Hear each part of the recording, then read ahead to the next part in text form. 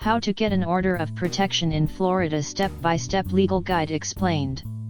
If you feel unsafe or threatened, knowing your legal options can be the first step toward regaining peace of mind. In Florida, obtaining an order of protection, commonly referred to as an injunction for protection, is a vital legal tool for individuals facing domestic violence, stalking, harassment, or threats of harm. An order of protection is a court-issued directive that prohibits the respondent, the accused individual, from contacting or coming near the petitioner, the individual seeking protection. In Florida, these orders are civil in nature and are designed to offer immediate and long-term safety. The process begins by filing a petition at your local county courthouse. You do not need an attorney to file, but legal counsel can guide you through complex situations.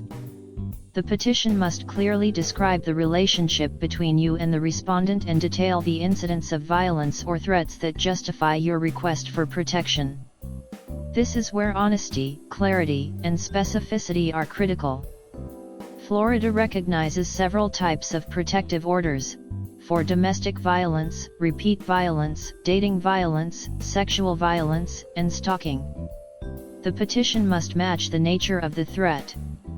Once filed, a judge reviews your petition and may issue a temporary injunction the same day without the respondent being present.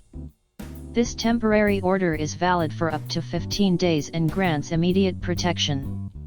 A court hearing is then scheduled, giving both parties the chance to present evidence and testimony.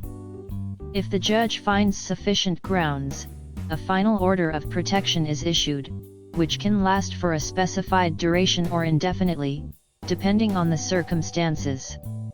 Violating an order of protection is a criminal offense in Florida and may lead to arrest, fines, or jail time. The court takes these violations seriously to uphold the integrity of the protective process. While the process may feel intimidating, Florida courts prioritize safety.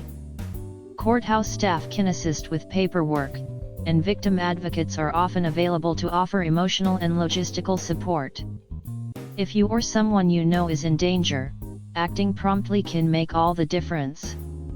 Have you ever gone through the protective order process in Florida? What advice would you offer others navigating the same path?